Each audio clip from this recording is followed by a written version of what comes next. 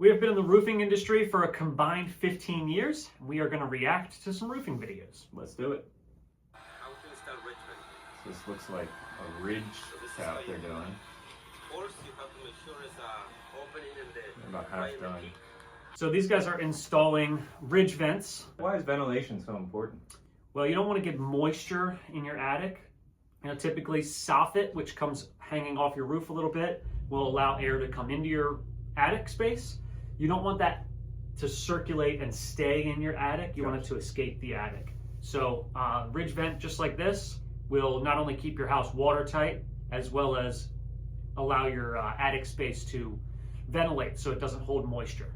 And you were saying something, Mike, about how he's hand hammering those nails in instead of using an air gun or something. Yeah. So if you're using like a coil nailer that has like a high PSI and it's shooting nails in there, those nails can shoot too strong and will actually break the plastic on these, and instead leave an opportunity for when a heavy gust of wind blows by could actually rip these off of the roof, and that would be a big no-no, obviously. So yeah, I mean, they're doing the right thing. As you can tell, as he's nailing it, he's kind of tapping it down to be flush and then kind of giving it a few extra taps.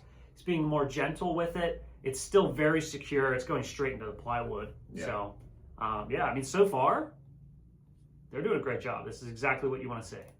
It's connected, it's nice and sealed. They use 3 tabs for that top one on the... So some companies do use 3 They'll tabs. just cut the tab. And they'll cut the 3 tabs off and use those. It's a cheaper way of getting ridge caps.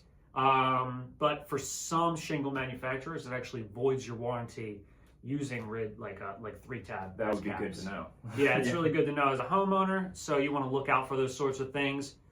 In the case that you have a roofing quote from your contractor and you just want to like make sure they're using the right material. Yeah, good video. All right, so here's another ridge cap video. I can already tell this one's going to be interesting. There's no reason this should have blown off. This is just ridiculous. Whoever roofed this, okay, so here are some nails that they put in ridge cap. So, I mean, I can tell you right away, and as this roofer is saying, like, you have nails that aren't all the way in.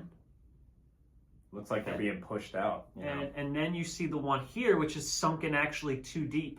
Yeah. Like, you have 2 that are way too deep, which is a big sign that they're using a coil nailer. They're using a nailing gun. That PSI is way too strong, which is totally fine for using it for shingles.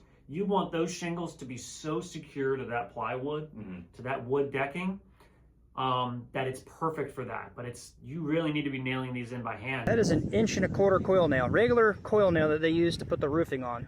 Yeah, well, that's coil okay nail. for the roofing because it goes through a layer and the headlap of shingle and into your wood. Well, on the other hand, when you're going through ridge vent, you're going through the ridge cap. Yeah, so what he's basically saying is to use an 1.25" shingle nail, totally normal for shingles, you know? Right. All you're going through is your shingle, which is, I mean, relatively thin. And then you have, felt paper, which is literally like a piece of cardboard paper, thickness-wise, and then into the plywood. So you don't need anything more than an 1.25" nail.